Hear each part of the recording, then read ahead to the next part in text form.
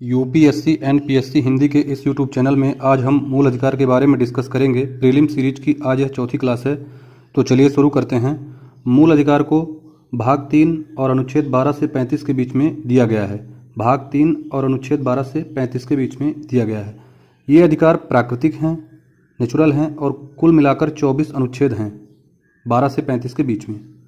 फिर प्रारंभ में ये 7 थे, लेकिन अभी यह 6 हैं। संपत्ति के अधिकार को इनमें से 44वें संविधान संशोधन अधिनियम 1978 द्वारा निकाल दिया गया और 300A में इसको रखा गया है। ठीक, तो अभी कुल मिलाकर 6 बचे हुए हैं। इसके बाद मूल संविधान का हिस्सा था यह मूल अधिकार, मतलब मूल संविधान में मूल अधिकार दिए गए थे और सुप्रीम कोर्ट व हाई कोर्ट इसको लागू करवाएंगे।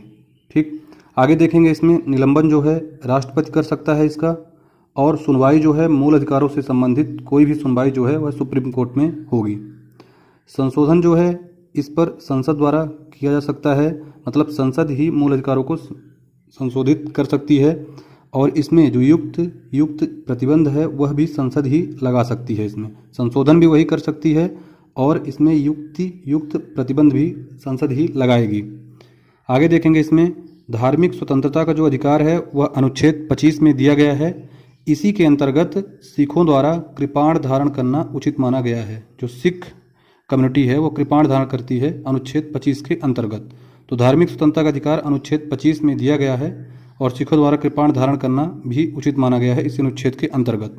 ठीक, तो मूल अधिकार के बारे में हमने डिस्कस किया कि भाग 3 में अनुच्छेद 12 से 35 के बीच में प्राकृतिक हैं, 24 अनुच्छेद हैं टोटल मिलाकर, और प्रारंभ में 7 थे, अभी 6 हैं। संपत्ति के अधिकार को 44वें संविधान संशोधन अधिनियम 1978 के द्वारा निकाल दिया गया और 300A में इसको रखा गया है। अब मूल अधिकार संपत्ति का अधिकार नहीं है और मूल अधिकार जो है संविधान का हिस्सा था, मूल संविधान का, और सुप्रीम कोर्ट व हाई कोर्ट इसको लागू करवाएंगे। निलंबन राष्ट्रपति कर सकता है, सुनवाई सुप्रीम कोर्ट में, और संशोधन संसद द्वारा किया जा सकता है और जो कुछ भी इसमें प्रतिबंध लगाना है वो संसद ही करेगी।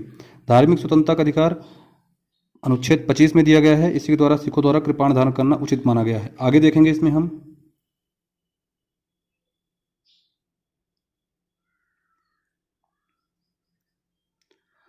मूल अधिकारों का उद्देश्य व अन्य जानकारी। तो मूल अधिकारों का क्या उद्देश्य है व अन्य जानकारी, इसके बारे में देखेंगे हम। तो मूल अधिकारों का मेन उद्देश्य यह है कि व्यक्तिगत स्वतंत्रता को कायम रखना, व्यक्तिगत स्वतंत्रता को कायम रखना, और राज्य के कृत्य के विरुद्ध एक यह गारंटी है कि हमको मूल अधिकार मिले हुए हैं। ठीक, तो मूल अधिकार का जो बेसिक उद्देश्य है वो यही है कि व्यक्तिगत स्वतंत्रता को कायम रखना और राज्य के कृत्य के विरुद्ध यह एक पब्लिक को गारंटी है। आगे देखेंगे कि अनुच्छेद 32 में क्या दिया गया है, तो संवैधानिक उपचारों का अधिकार। ठीक, तो इसको बाबा साहब भीमराव अंबेडकर ने संवैधानिक उपचारों के अधिकार को आत्मा की संज्ञा दी थी। ठीक, तो अनुच्छेद 32 में संवैधानिक उपचारों का अधिकार दिया हुआ है। फिर छुआछूत या अस्पृश्यता उन्मूलन, ये अनुच्छेद 17 के अंतर्गत इसको दिया गया है। तो आर्टिकल 17 में छुआछूत या अस्पृश्यता का उन्मूलन किया गया है। फिर देखेंगे समानता का अधिकार, इंपॉर्टेंट है ये, 14 से लेकर 18 के बीच में समानता का अधिकार दिया गया है। ठीक, कुल मिला के 5 आर्टिकल हैं इसमें। और अनुच्छेद जो 15 में दिया गया है कि राज्य द्वारा जो भी कुएं, तालाब और सार्वजनिक संपत्ति बनाई गई है उसमें से किसी को मतलब निष्कासित नहीं किया जा सकता है, सब उसका उपयोग कर सकते हैं। आम पब्लिक कोई भी हो उसके आधार पर भेदभाव नहीं किया जा सकता है। तो आर्टिकल 15 में ये दिया गया है। पीसीएस में इसको कई बार पूछा गया है। आगे देखेंगे इसमें कि विधायिका पर सत्ता का नियंत्रण, यह किस अनुच्छेद में दिया गया है, तो आर्टिकल 14 में इसको दिया गया है कि विधायन सत्ता पर नियंत्रण, आर्टिकल 14 में। और आर्टिकल 14 का ही मतलब होता है कि कानून का समान संरक्षण, मतलब कानून का समान संरक्षण प्राप्त है, तो आर्टिकल 14 में ही दिया गया है। फिर आगे देखेंगे इसमें कि न्यायालय के आदेश को रद्द करने के लिए, जो न्यायालय कोई आदेश करता है उसको अगर रद्द करना है तो कौन सी रिट जारी होती है, तो उत्प्रेषण रिट। उत्प्रेषण रिट के माध्यम से न्यायालय के आदेश को रद्द किया जा सकता है। ठीक, तो इसके लिए ये रिट जारी होती है।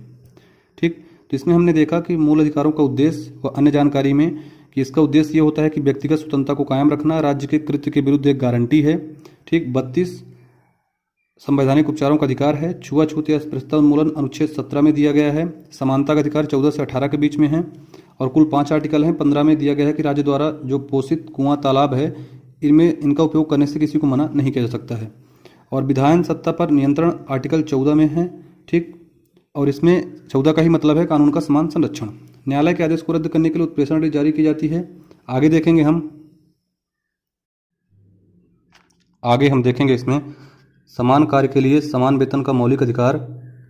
ये जो है सर्वोच्च न्यायालय ने कहा था कि समाजवाद शब्द को अगर अनुच्छेद 14, 15 और 16 के साथ मिलाकर पढ़ें तो इससे यह निष्कर्ष निकलेगा कि समान कार्य के लिए समान वेतन का मौलिक अधिकार, इस कथन की पुष्टि होती है।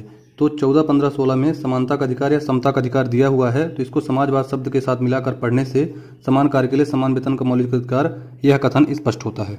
आगे देखेंगे हम भारत रत्न, पद्म विभूषण और पद्म भूषण, ये जो है अनुच्छेद 18 के अंतर्गत ये उपाधियां दी जाती हैं। ठीक, तो भारत रत्न, पद्म विभूषण और पद्म भूषण अनुच्छेद 18 के अंतर्गत दिए जाते हैं। प्रेस की स्वतंत्रता जो है अनुच्छेद 19 में दी गई है, प्रेस की स्वतंत्रता को अनुच्छेद 19 में दिया गया है। विदेश यात्रा करने की स्वतंत्रता, ठीक, या घूमने की स्वतंत्रता जो है यह 21 में, अनुच्छेद 21 में इसको दिया गया है। ठीक, तो प्रेस की स्वतंत्रता 19 में और विदेश यात्रा करने की स्वतंत्रता 21 में।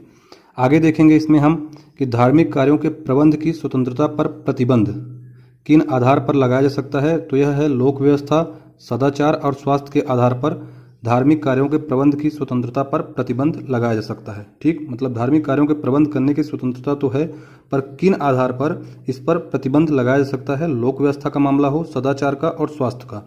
तो धार्मिक कार्यों के प्रबंध की स्वतंत्रता ये अनुच्छेद 26 में दी गई है। ठीक, और धार्मिक कार्यों की स्वतंत्रता भी जो है अनुच्छेद 25 के अंतर्गत पीछे पड़ चुके हैं। ठीक, तो इनमें लोक व्यवस्था, सदाचार और स्वास्थ्य के आधार पर प्रतिबंध लगाया जा सकता है। आगे देखेंगे शोषण के विरुद्ध अधिकार, यह अनुच्छेद 23 और 24 में इसको दिया गया है। शोषण के विरुद्ध अधिकार को अनुच्छेद 23 और 24 में दिया गया है। और इसी में यहाँ पर जो है मतलब अगर पूछता है कि जो बच्चे हैं उनके शोषण का अधिकार या बच्चों पर मतलब शोषण नहीं कर सकता है उनका, वह अनुच्छेद 24 के अंतर्गत इसको दिया गया है। ठीक, मतलब बच्चों का शोषण नहीं किया जा सकता है, तो अनुच्छेद 24 के अंतर्गत इसको दिया गया है। आगे देखेंगे इसमें, तो इसमें एक क्वेश्चन आता है कि किस वर्ष से कम आयु के बच्चों को कारखानों में नियुक्त नहीं किया जा सकता है, तो इसका जो आंसर होगा 14 वर्ष से कम। तो कारखानों में काम करने के लिए 14 वर्ष से कम आयु के बच्चों को कारखानों में नियुक्त नहीं किया जा सकता है। ठीक, तो एक क्वेश्चन ऐसा भी आता है, पीसीएस में बार बार इन टॉपिक्स के क्वेश्चन भर भर के आते हैं। आगे देखेंगे इसमें हम,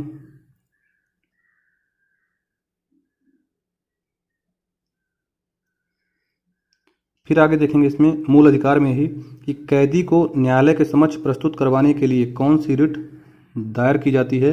ठीक, तो ये होती है बंदी प्रत्यक्षीकरण। ठीक, तो कैदी को न्यायालय के समक्ष प्रस्तुत करवाने के लिए या प्रस्तुत करने के लिए बंदी प्रत्यक्षीकरण रिट जारी की जाती है। ठीक, ये क्वेश्चन भी 3 मार्कर में आता है कि बंदी प्रत्यक्षीकरण रिट क्या होती है।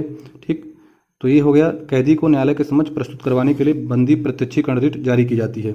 आगे देखेंगे इसमें गोलकनाथ मामले में माना था कि मौलिक अधिकारों में संशोधन नहीं किया जा सकता है। गोलकनाथ का मामला आया था, उसमें निष्कर्ष क्या निकला था सब कुछ कि मौलिक अधिकारों में संशोधन नहीं किया जा सकता है। तो कभी कभी पूछता है कि गोलकनाथ मामले में क्या दिया गया था, तो इसका आंसर ये हो जाएगा। आगे देखेंगे हम इसमें सार्वजनिक अधिकारी को अपने कर्तव्य को करने के लिए मजबूर। ठीक, मतलब जो सार्वजनिक अधिकारी है वो अपना कर्तव्य करने के लिए मजबूर, मतलब अगर कोई गलत काम कर रहा है तो जो इस पद पर है वो अपना कर्तव्य करे, ठीक है ना, शासन के अनुसार काम करे, वो जो भी उसका दायित्व दिया गया है, इसके लिए परमादेश रिट जारी की जाती है। परमादेश का मतलब होता है कि हम आदेश देते हैं। ठीक, तो ये न्यायालय द्वारा मतलब जारी की जाती है। तो सार्वजनिक अधिकारी को अपना कर्तव्य करने के लिए, ठीक, तो ये हो जाएगा परमादेश।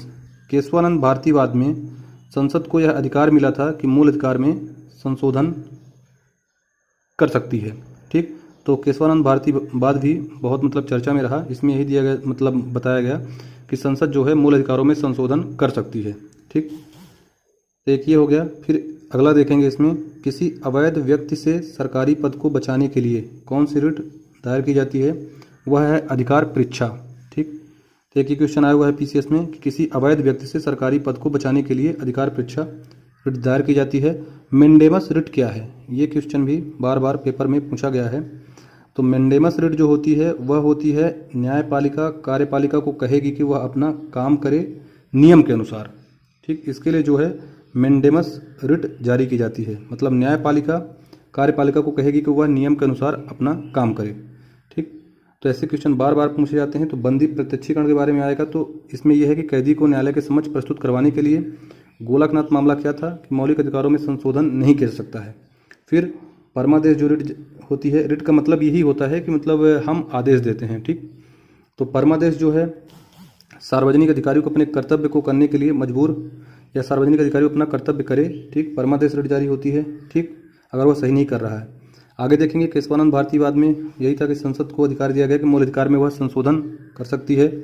फिर किसी अवैध व्यक्ति से सरकारी पद को बचाने के लिए अधिकार परीक्षा।